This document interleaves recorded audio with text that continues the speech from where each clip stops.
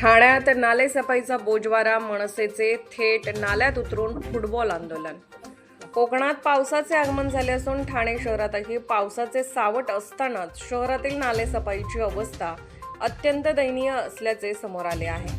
ठाणे महानगरपालिका प्रशासनाने नालेसफाईचे 100% दावे केले असले तरी प्रत्यक्षात मात्र गांधीनगर, सुभाषनगर, वर्तकनगर, लोकमान्य नगर आणि इंदिरानगर यासारख्या भागातील नाले कचऱ्याने तुडुंब भरलेले आहेत। महाराष्ट्र नवनिर्माण सेनेच्या जनहित व विधी विभागाचे ठाणे शहर अध्यक्ष स्वप्नील महिंद्रकर आणि कार्यकर्ते थेट नाल्यात उतरून फुटबॉल खेळून आंदोलन करण्यात आले।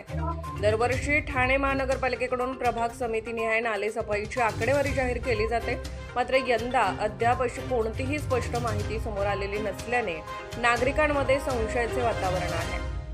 नालेसफाईची कामे ठेकेदारांना देण्यात येतात, मात्र संबंधित प्रभाग समितीतील अधिकारी आणि ठेकेदार यांच्या संगनमतामुळे फक्त देखाव्यापुरती साफसफाई केली जात असल्याचा आरोप मनसेच्या वतीने करण्यात येत आहे।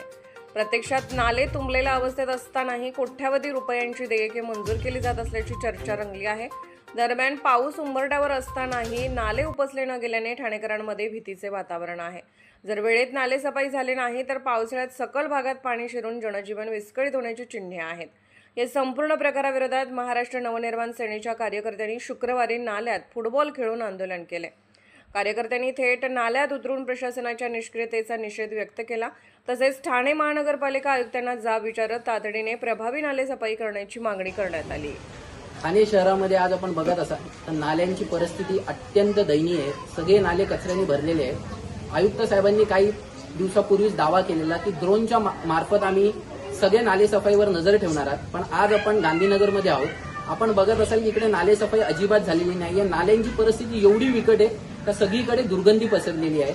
आज ठाणे शहरामध्ये जवळपास 300 किलोमीटरचे नाले आज 15 तारीख आलेली आहे मेची, आणि जर ही परिस्थिती असेल ठाण्यामध्ये तर येत्या काही दिवसामध्ये हा जो नाला आहे जर चुकून पाऊस आला तर हा सगळा कचरा लोकांच्या घरी जाईल।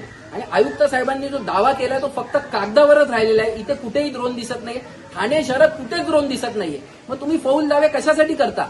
आणि आता जर तुम्ही ठाणे शहराची परिस्थिती बघत असाल तर जागोजागी नाले तुडुंब कचऱ्याने भरलेले आहेत आणि सगळीकडे दुर्गंधी आणि रोगराई पसरण्याची दाट शक्यता आहे। आता तुम्ही बघत असाल नलपाड्यामध्ये ती परिस्थिती आहे, लोकमान्य नगरमध्ये तसंच आहे, शास्त्रीनगरमध्ये तसंच आहे, इंदिरानगरमध्ये तसंच आहे। मग नालेसफाई झाली कुठे? करोडो रुपयाचे टेंडर काढले, ते पैसे गेले कुठे? फक्त ठेकेदार आणि प्रभाग समितीचे अधिकारी मिळून पालिकेच्या तिजोरीवर हात सफाई करत आहेत, नाले सफाई होत नाही।